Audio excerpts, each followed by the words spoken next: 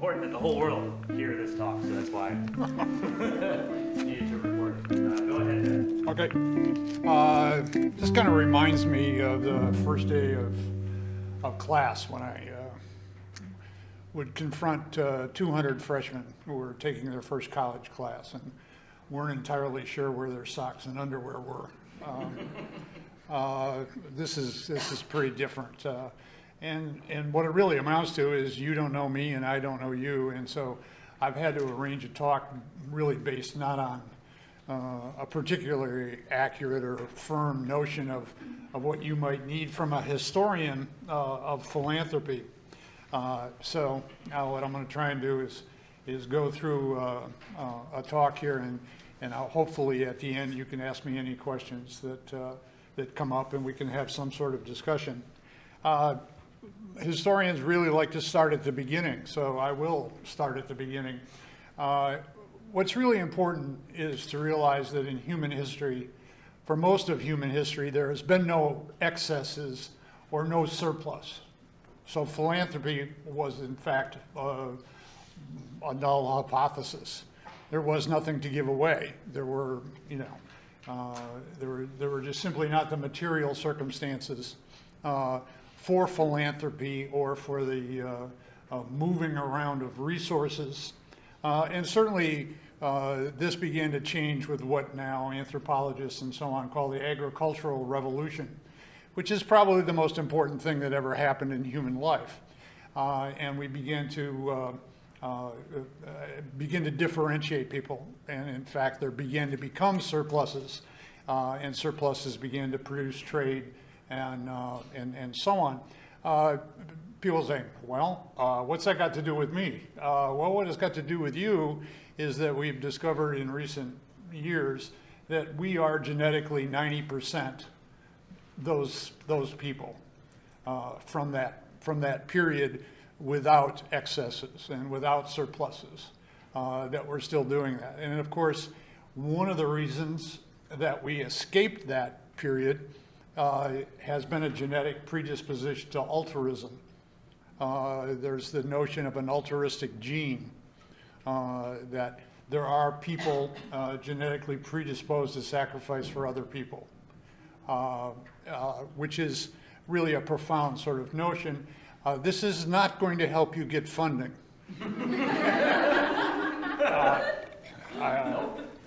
Though it may cheer you up a bit to think that the person you're trying to get funding from is genetically predisposed to give it to you. But the fact of the matter is that what really shapes your world was the rise of capitalism. And there's simply no doubt about that. The one thing that you do need to know is that right now in academic and intellectual circles generally, the most fundamental debate going on is about capitalism.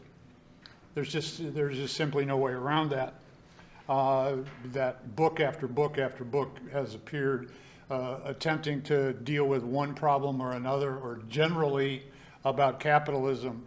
I suggest Robert Gordon's book on American growth is a very good book. For those of you who are really, if you don't have anything else to do, you could read Piketty's book, Capitalism. That'll take up the next half a year. But in any event, you're going to be a philanthropist, you're going to work in a nonprofit in a world where capitalism, which produces what you're after, is being debated more vigorously perhaps than any time in the last, say, 100 years, okay? So the key factor here is the accumulation of capital or surpluses, and we begin to get a basic split that we all understand between the capitalist, investor, and the worker laborer. And certainly what happened, and it is important for us to understand, is the victory of a bourgeois capitalist class who are, in the simplest possible terms, urban, materialistic, and democratic, or roughly democratic. And there was a victory over the aristocracy, who were rural, sentimental, and tended to autocratic institutions. That certainly one of the things that comes out of that was the victory of merit over birth. American capitalism, however, is a special case. I think one of the real problems here is this European capitalism or capitalism elsewhere.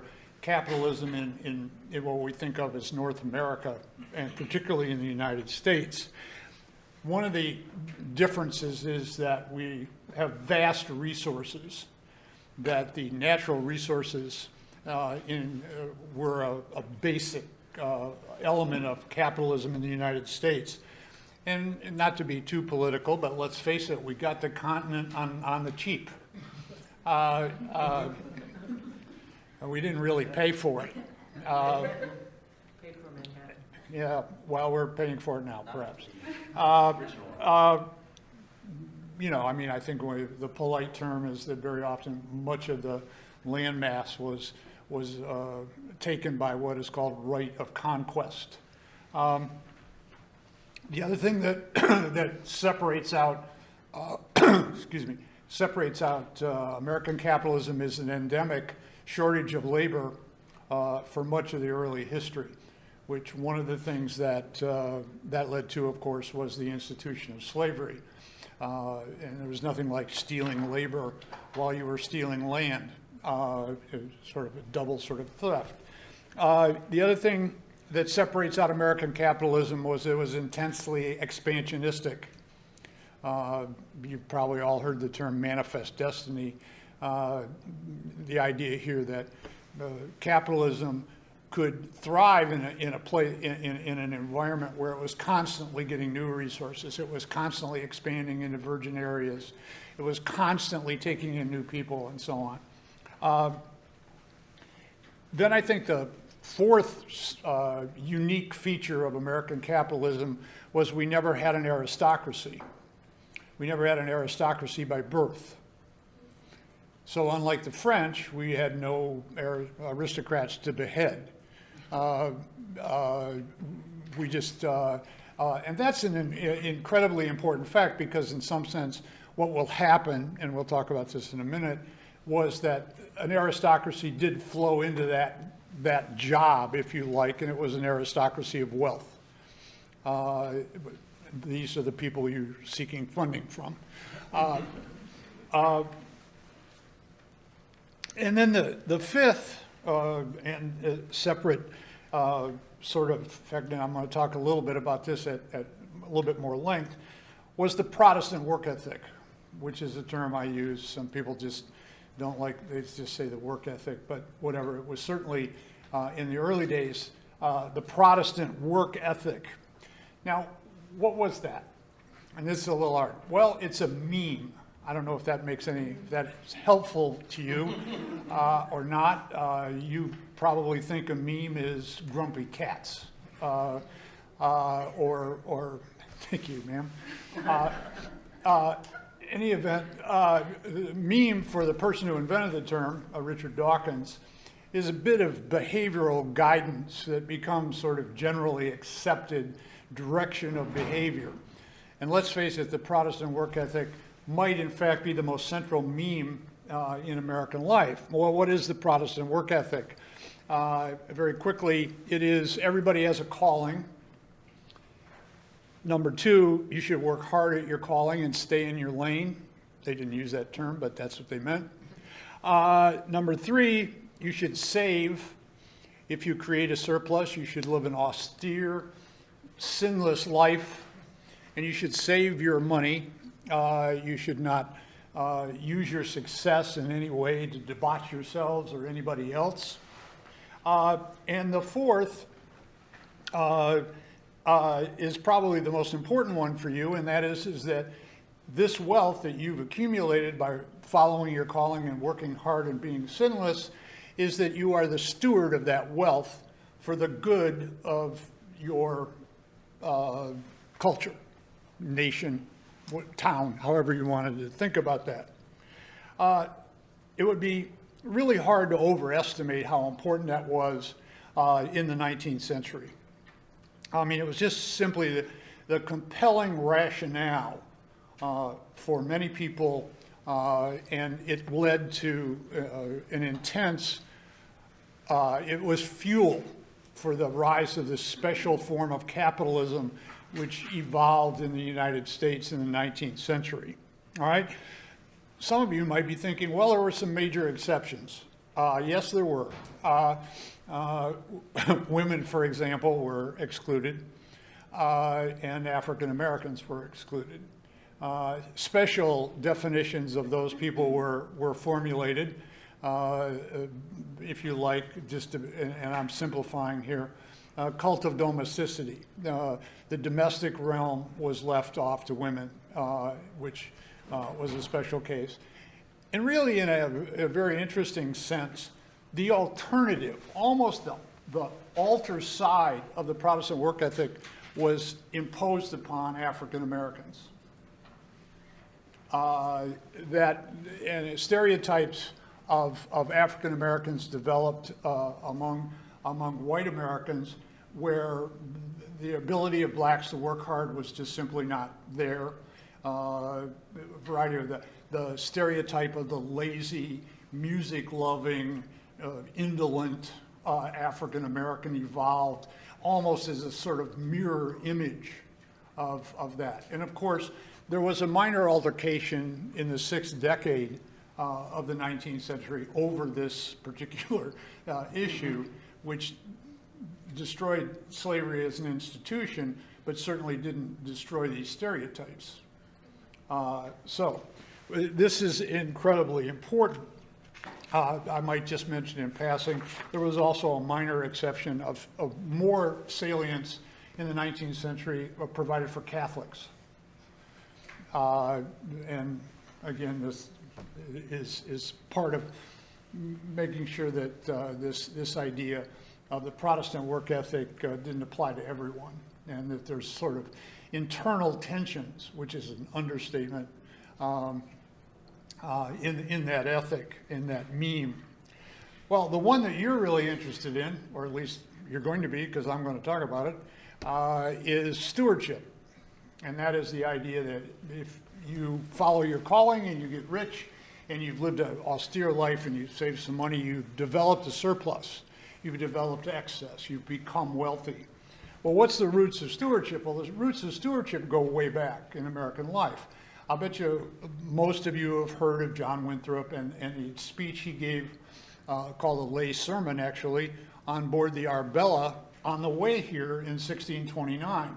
And the title of that talk is The Model of Christian Charity, which is probably the first document in the history of philanthropy in America. Most of you are familiar of the great phrase, the city on the hill. Fact of the matter is that more important, if you read through the whole thing, which is actually quite readable, what he's calling for is charity. And what's really interesting is that he uses love and charity as virtually the same thing, which is really interesting. So, and the other thing that comes out of that document is a definition of luck in our terms. And that is the idea here that as they begin to make their settlement in New England, that the lucky will help the unlucky. And that luck is not luck, it's actually God's will. And then if you abstract out, distill out God's will from that notion, you really end up with a sort of secular version here of philanthropy. All right? And the fact of the matter is all the great figures of the settlement period tended to follow this general argument. I would add to Winthrop and to this Puritan notion, the Quaker philosophy. That certainly one can, the simple features of Quaker thought, the brotherhood of all men, the idea that we all have an inner light which is equal, And then again, a very, very strong prohibition against avarice and luxury, a tendency to affirm simplicity over luxury, for example. And of course, the Quakers were notably charitable, and so on. And that just flowed in to this general Protestant notion. But certainly there were some landmarks. Cotton Mather's essays to do good in 1710, maybe one of the first long-term and very influential. It's really interesting to see that everybody in the 18th century seems to have read this at one point or another, the essays to do good. And when you read through that, you come up with a couple of other features here of what's developing as the definition of charity, the definition of what should be done. One, it's individualistic, that this is really something that falls upon the individual to be charitable. And number two, it's voluntary, that the government should not compel charity, that each, if you read through the essays to do good, you come up with this idea that this is really just simply the notion of individuals providing help for other individuals, and it's voluntary and sort of dramatic. It's a way to salvation. As you tote up your abilities to make it into heaven, charity is one of the things that helps you get there. Well, this all flows down to Ben Franklin, who is a really important person in the history of philanthropy. Ben Franklin was born in 1706 and died in 1790. He's important in lots of different ways. All right. First of all, he absorbs these Puritan notions by being born and raised in Boston. He absorbs these Quaker notions by being escaping his father and his brother to Philadelphia, where he absorbs the Quaker notions and becomes associated with both cities in some ways. And in terms of charity and philanthropy, in very precise ways. He, of course, in Philadelphia, is a philanthropist of note. He helps endow the fire department. He created an organization to improve the streets. He founds a school which would eventually evolve into the University of Pennsylvania, and so on.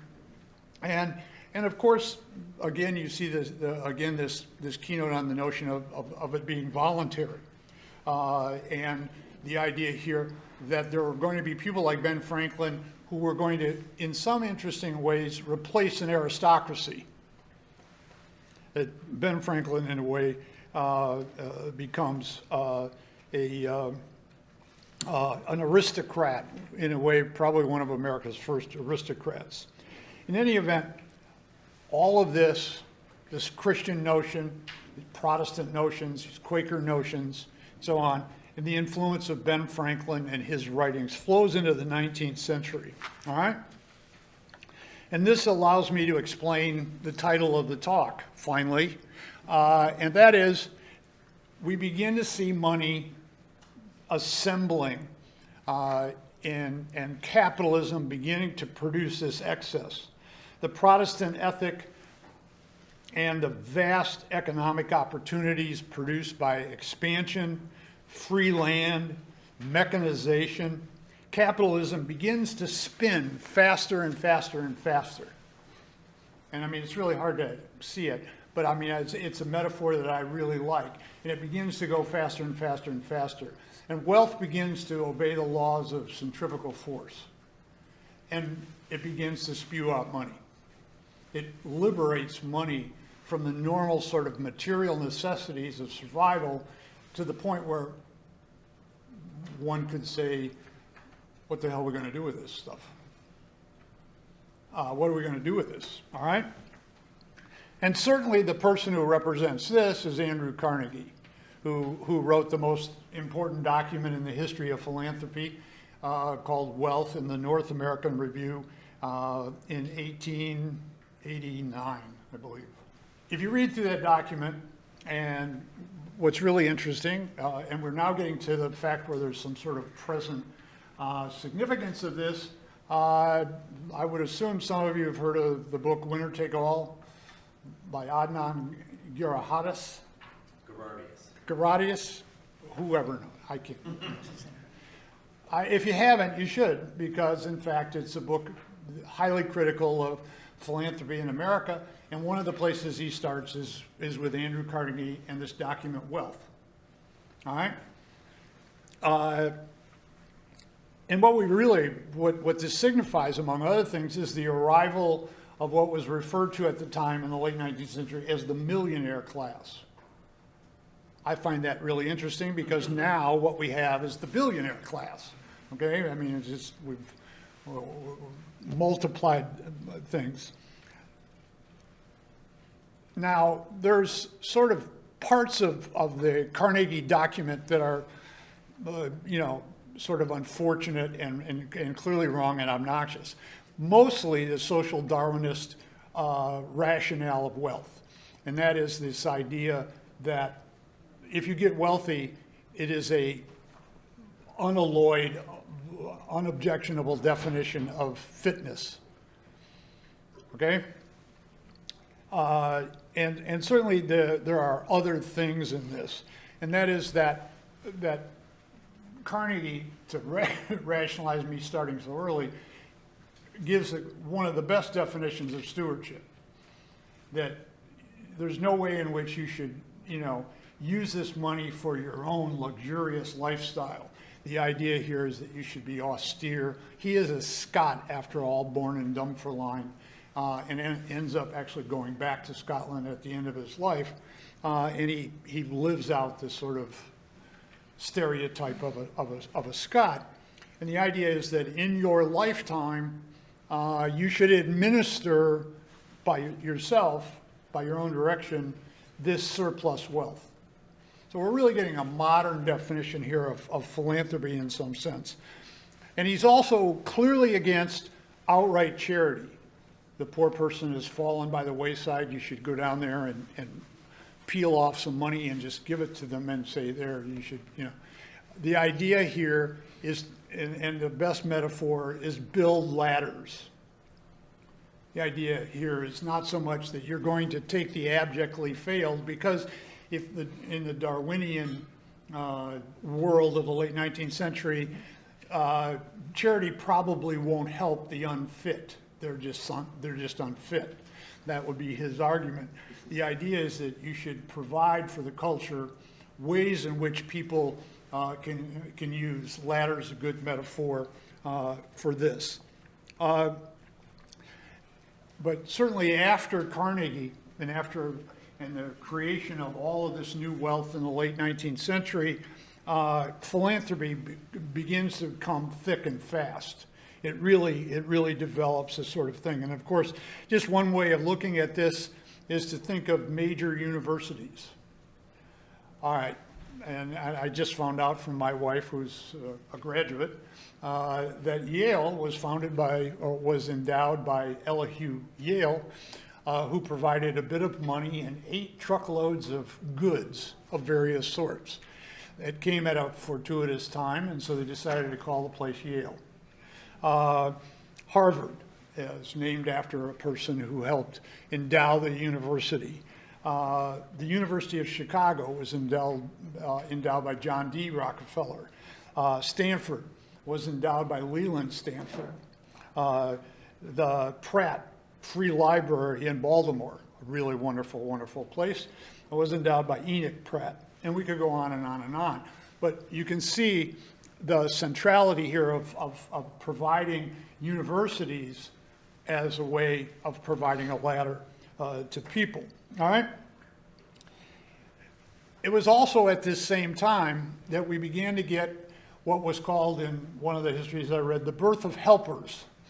And that was, since these people were so rich and so busy, and they had so much money to give away, they had to give this task over to others. And as far as I can tell, Rockefeller hired the first of these, a man named Frederick T. Gates. And what Rockefeller gave over to Gates was this sort of ability to scientifically, objectively look at causes and then take Rockefeller's money and support those things, okay? We also had the birth of what might be called the leftist response, or the negative response to these people. And this was, and I mean, if you think that, you know, the critique of philanthropy, which we can read now in Winner Take All, actually began almost simultaneously with the beginning of the philanthropy by these rich people. Washington Gladden, for example, who's a very important figure in the late 19th century, wrote a seminal essay called Tainted Money. And this was the idea that these people were passing out money, and it asked the question, what was the morality of taking money that had been earned immorally? Okay? And that notion has never left the world of philanthropy, all right? It never really disappeared. I think the suspicion of great wealth is also rooted in this period. And of course, if you don't have a suspicion of great wealth today, you're not paying attention, all right? But Carnegie asked the crucial question: if you accept that society and the economy are organized in the best way, and you don't have to do that, then what is the proper form of what do you do with this money? What is then, I'm quoting Carnegie, what is the proper form of administering wealth after the laws upon which civilization is founded have thrown it into the hands of the few? How do you deal with freed money? Okay? Okay, well, the objection you can have in there is that he got his money not by the laws of civilization automatically giving it to him. He got it because he was greedy and ruthless. That's the other way you can think about that. All right? You create ladders. And this is, of course, you know, I really have no idea how to convey this. I mean, one of the things that Carnegie did that I find really interesting was he wanted to create a better educational system. He wanted to draw better people into the teaching profession. So he creates a Carnegie Foundation for the Advancement of Teaching. One of the things they did was to invent teacher pensions, which made it much more attractive to become a teacher if you knew that once you got out of the business, you could have a decent sort of retirement. He also created the Endowment for International Peace in 1910, but most notably, and personally from my point of view, created 28,000 Carnegie libraries. In Jackson, Michigan, I would go down to the Carnegie Library and wander around and got the love of books and went to various events and so on. And in Waterville, Maine, where I taught for 200 years. There also was a wonderful Carnegie Library. I mean, it's just phenomenal when you think of how many little towns, you know, and you know, let's be honest, he gave them the building and then left the staffing and filling of the shelves to the local people, which probably was a good thing, you know, all said and done. And that was involved the town in the process of making a library a centerpiece. So, but the fact here is that it wasn't long before they began to see this process of giving out this money as a business, which is perfectly sensible, right? They were businessmen. And it was John D. Rockefeller who invented the term, and I'm quoting him, the business of benevolence. and I'm quoting him here again, erect a foundation, a trust, and engage directors who will make it their life work to manage with our personal cooperation this business of benevolence properly and effectively. So this was the idea here that philanthropy, the philanthropic impulse coming from these surpluses, was beginning to produce a kind of world of its own, a world that helped these people give this money away. The idea here is that did these foundations reflect an honest concern for human welfare or a need to create public approval in an age of progressive and to some degree leftist concern over the way the money had been made in the first place? And let's face it, that's just a structural element, it seems to me, of the philanthropic world. That on the one side you have this absolutely glorious image of these wonderful people giving this money away, and on the other side you have this whole notion that the way in which the money was produced and the way in which the money is being given away is simply an element of the business and protecting the reputation. And we have the invention of branding.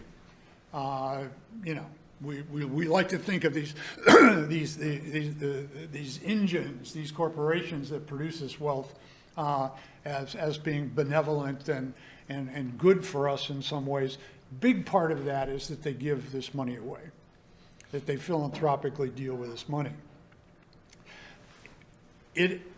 This making a business of philanthropy ran into difficulties.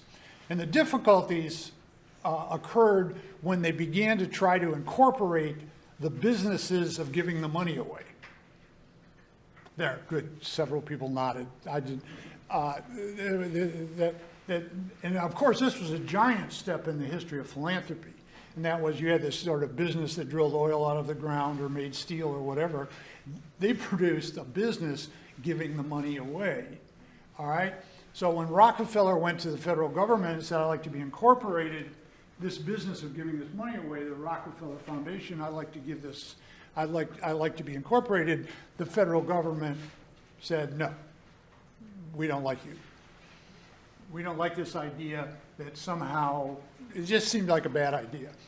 And of course, a lot of that was the negative attitude of the sort of robber baron image of these people.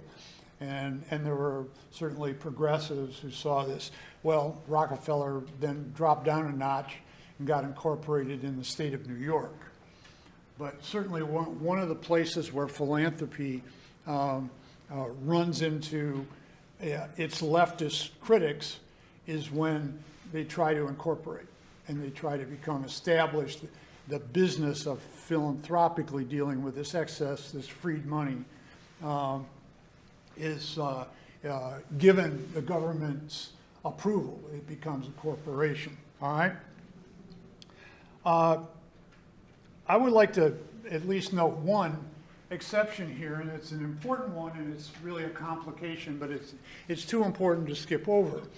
And that was, what happens to people who wanted to philanthropically deal with a fundamental problem in American life that politicians didn't want you to deal with? And of course, that issue would be race. Okay? And of course, there was a massive exception to this, and he's kind of a hero that doesn't get his due, and this is Julius Rosenwald. Just out of curiosity, anybody know who Julius Rosenwald? Sears. Yeah. The school. Well, yeah. Yeah, but Sears. where did he make his money? Sears. Yeah, Sears. Sears. I think I always thought that, Since I'm I from don't the know. South, and I know it because of the school. Yeah. Right. Anyway, behind the sort of lovely Protestant world of Sears and Roebuck is a Jewish man named Julius Rosenwald. All right, that's nice to know in the first place. And then second of all, as the gentleman is absolutely right, by 1932, Rosenwald had built 5,300 school buildings in the South. And it has been estimated that by 1930, 40% of black students went to school in a building produced by Rosenwald. You can understand, I think, that when Rosenwald began to do this and to provide sort of any government affirmation of this to become incorporated, to establish any sort of government philanthropic partnership, he encountered a great deal of resistance. The idea here was that you could advocate for libraries, and certainly nobody was going to, you know. The other thing, by the way, that Carnegie loved to do is he loved to give away church organs. Loved church organs. Gave away probably thousands of church organs. I mean, who could object to church organs? Building schools for blacks in the South, that was a little different deal. So you can see that some complexity develops here. All right, it gets to 1930, and I'm hopeless.